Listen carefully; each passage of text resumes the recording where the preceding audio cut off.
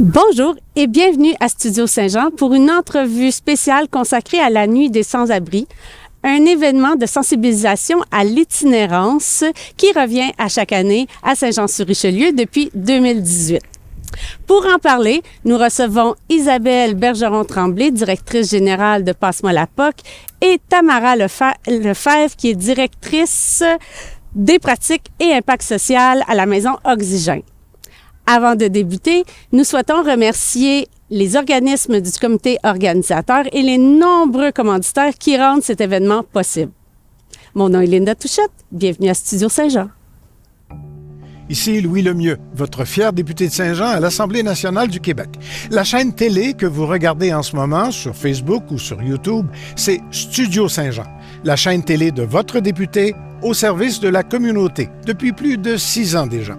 Et c'est vraiment communautaire dans la mesure où vous pouvez vous joindre à notre équipe d'animation bénévole ou vous pouvez nous suggérer des sujets d'entrevue ou des invités. C'est facile. Vous nous écrivez à production@commercial studio-saint-jean.tv.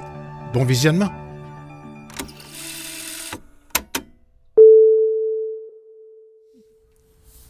Bonjour à vous deux. Merci pour l'entrevue. Bonjour. Bonjour. Donc, Isabelle, est-ce que vous pouvez nous raconter, nous dire, c'est quoi la Nuit des sans-abri?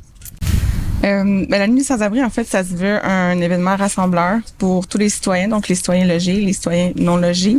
Cette année, le thème de la solidarité pour plus de dignité, ça pourrait pas être plus à point, en fait, là, avec les objectifs de la soirée. Ce qu'on veut, c'est défaire les tabous, amener les citoyens âgés, les citoyens non logés à se rencontrer, à échanger, à faire tomber les barrières. Donc, c'est vraiment l'objectif principal de la soirée. Pourquoi c'est si important dans notre communauté, cette soirée? Je pense que dans les dernières années, il y a eu une recrudescence assez importante de l'itinérance à Saint-Jean, au Richelieu-Rouville, en fait, là, parce que c'est la nuit du Richelieu-Rouville. C'est important de pouvoir justement exprimer d'où ça vient, qu'est-ce que ces gens-là ont vécu, parce qu'il y a une histoire derrière chaque personne, puis de défaire les tabous beaucoup aussi là, en lien avec la situation d'itinérance. Parfait, merci.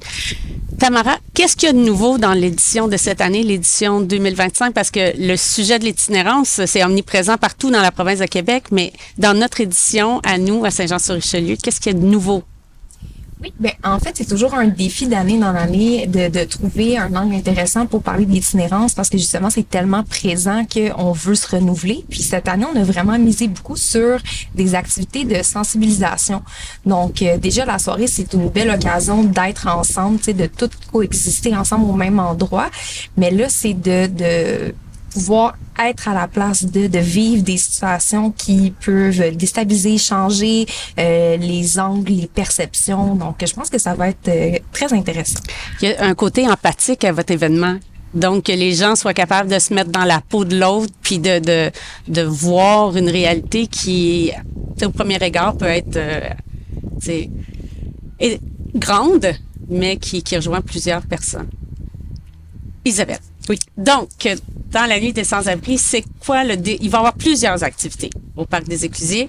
Donc, pouvez-vous nous dire le déroulement, les moments forts de la soirée? Oui. Cette année, on a vraiment misé, Tamara l'a bien nommé, là, sur la sensibilisation. On a eu beaucoup pas d'événements, mais d'activités les années passées où c'était plus du ressort ludique. Donc là, on a vraiment plus misé sur la sensibilisation.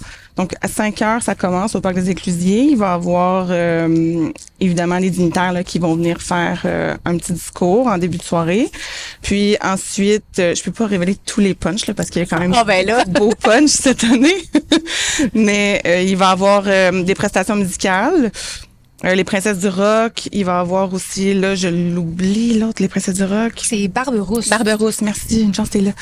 Puis ensuite, il va y avoir du slam, possiblement, là, des gens s'ils ont envie de venir se raconter, de venir lire des poèmes. Ça va être comme une petite période libre à ce moment-là. Il va y avoir l'expo photo derrière les clichés qui revient pour cler la boucle.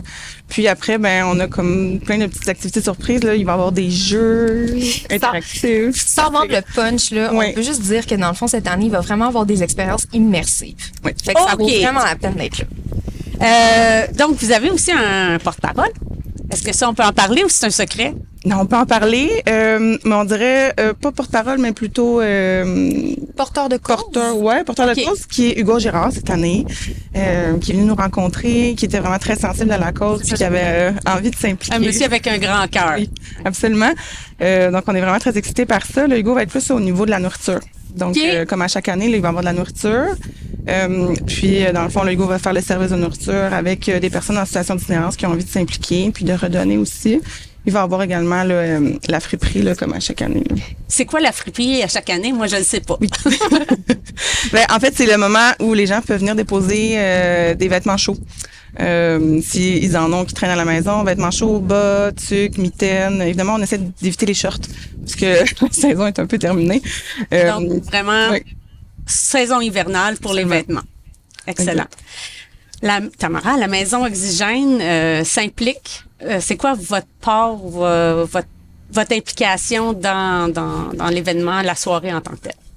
Oui, mais en fait, la maison Oxygène, nous, on travaille avec une clientèle des pères en difficulté et leurs enfants, puis c'est de l'hébergement. Donc, il y en a qui savent pas que c'est un service qu'on offre, puis qu'on travaille avec une clientèle qui souvent est en situation d'itinérance et qui est un type d'itinérance qu'on va dire plus invisible. Donc, c'est une occasion pour nous, cette soirée-là, de nous faire voir que les gens connaissent notre existence, puis de sensibiliser à ce type d'itinérance-là qui est souvent un peu moins représenté, qui est pas évident pour la plupart des gens. Que par exemple une personne qui dort dans sa voiture ou qui dort chez des amis différents chaque soir dans la semaine, ça fait aussi partie de l'itinérance. Donc, on s'implique entre autres pour sensibiliser les gens à l'existence de ce type-là aussi. Donc, si je comprends bien, vous accompagnez des pères et leurs familles, donc souvent qui ont des enfants, à s'organiser au quotidien. Oui, exactement, c'est ça. On offre de l'accompagnement, du soutien, on les aide à faire des démarches là, pour régulariser leur situation, retrouver un logement. Donc, on les héberge le temps qu'ils puissent reprendre leur vie en main. Souvent, c'est suite à une séparation là, qu'ils vont s'être retrouvés dans une situation là, précaire au niveau du logement. Donc, c'est important de faire connaître votre organisme. Mais oui, tout à fait. Surtout que de plus en plus, il y a des familles qui se retrouvent en situation d'itinérance. Là, Les logements. On le voit, c'est ça, avec la crise du logement actuel. Donc, c'est de plus en plus fréquent là, qu'on a des demandes là, de familles, mais de pères aussi. On a de plus en plus de pères qui ont la garde exclusive de leur enfant. Donc, ils n'ont pas le choix d'avoir un toit pour pouvoir maintenir cette garde-là. Là. Merci. Isabelle.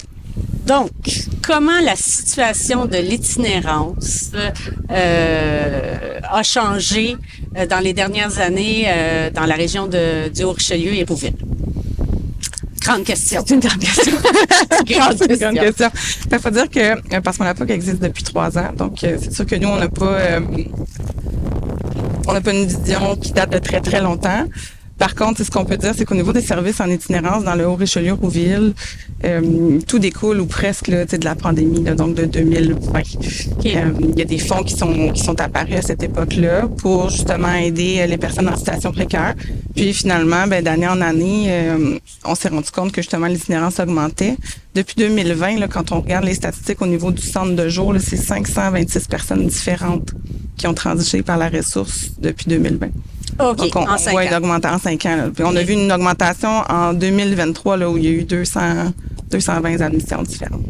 Donc, c'est pas juste que les gens sont plus visibles, c'est qu'au niveau aussi de la quantité, il y a plus de gens qui ont des besoins puis des services à combler. Là, Absolument. Absolument. Puis contrairement à la croyance populaire, c'est des gens d'ici.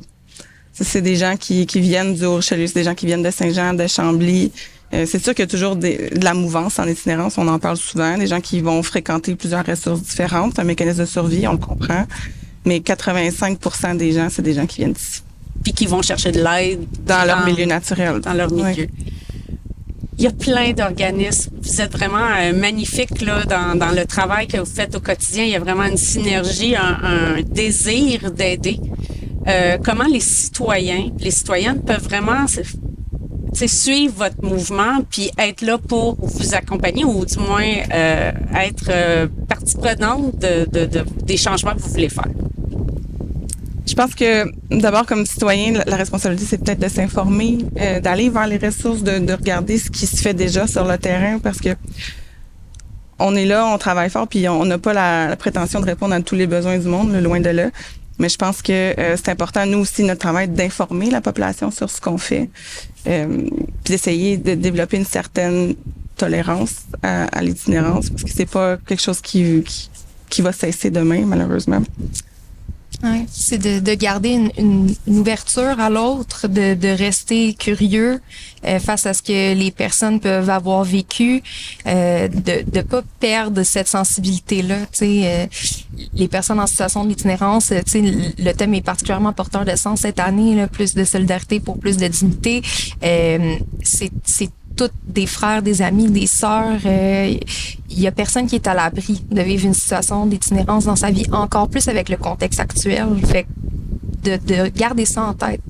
Ça, je voulais savoir le message que vous voulez que les gens retiennent de cette soirée-là. Ben, je pense que c'est parfait ce que vous venez d'expliquer, parce que c'est vraiment la dignité, puis que les gens trouvent leur place. Et fait juste l'idée de, tu sais, ces personnes-là, ils ont frères, sœurs, ils ont des parents qui, des fois, ont la situation qui leur échappe, mais qui sont des gens aimés aussi, là, dans tout ce qu'ils sont. Absolument. Oui. Donc, est-ce qu'il y a quelque chose, une information que je vous ai pas posée, mais que vous voulez vraiment dire aux gens, là, pour la participation à votre événement, la Nuit des Sans-Abri? Non? Ben, soyez là. Oui. Soyez là.